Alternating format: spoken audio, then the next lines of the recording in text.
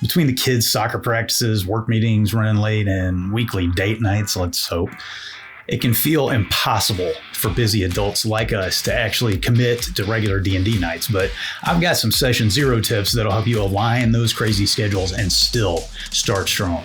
I'm Judd, and today on Short Rest Studios, we're talking about how to run a great Session Zero, even when you and your players lead hectic lives that make committing to a D&D campaign feel next to impossible. And if you're tempted to just skip Session Zero, later on, I'm going to talk about why it is so important that you don't. Here are my quick tips to streamline your Session Zero. You don't need an exhaustive questionnaire covering every edge case.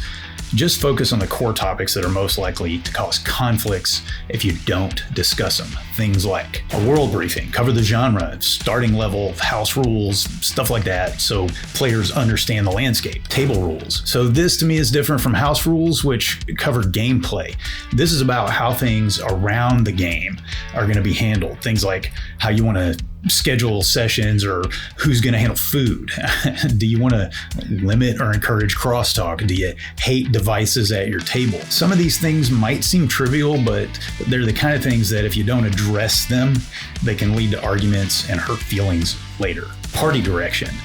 Make sure your PC's backstories connect enough to each other and or to the story and game world that the group has a shared purpose and they're not just a bunch of strangers tossed together by happenstance. Unless that's what you're going for. Player interests. Identify expectations around roleplay versus combat, tone, stuff like that.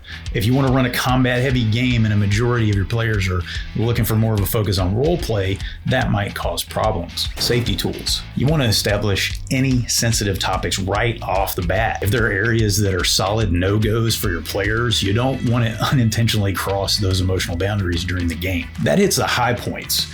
If you cover this streamlined checklist, you'll avoid 90% of heartaches before they come. Now here's something I like to call creative asynchronous collaboration. Say that again.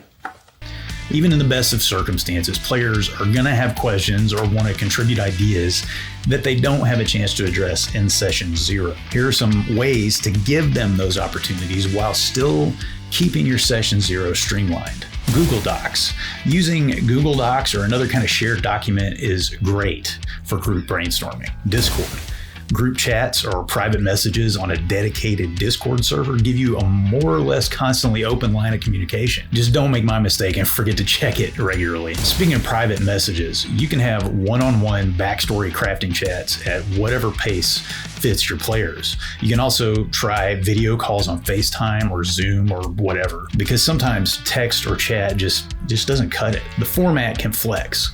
The key is that everybody has a chance to meaningfully contribute at their pace. Of course, chaos lurks around every corner. Players get called away, tech fails, surprises pop up. So have backup plans like multi-part video calls or a personal call with someone who just couldn't make Session Zero. Stay nimble when the unexpected strikes, because it will. Sometimes you just can't get the group together, so get creative. Here are a couple ideas. Run your Session Zero over text or Discord. Make some quick and dirty campaign overview videos that outline your house rules, safety tools, all the important things in the checklist we talked through earlier. Your players can look at them on their own schedule, hopefully within reason, of course, and give you their feedback.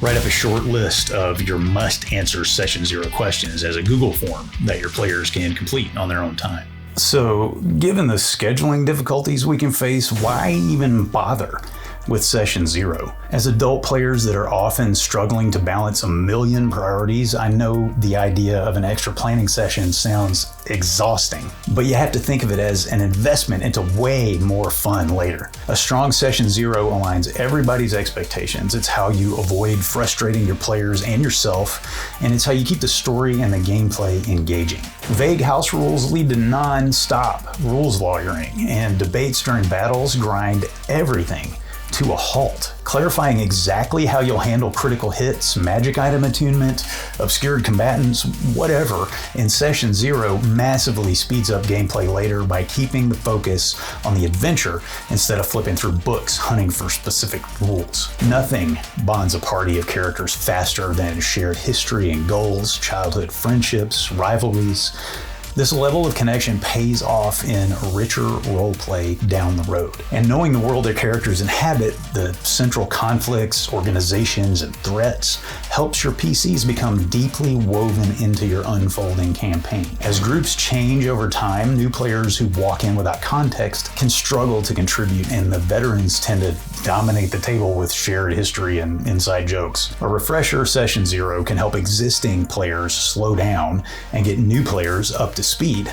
I think these tips are going to help you align expectations and head off conflicts through an engaging session 0 while still acknowledging that life necessarily happens. What's worked for your group when it comes to session 0? Share your stories in the comments. And hey, if you've ever thought about using some new house rules to inject more fun into your sessions, check out this video, and I'll see you next time on Short Rest Studios.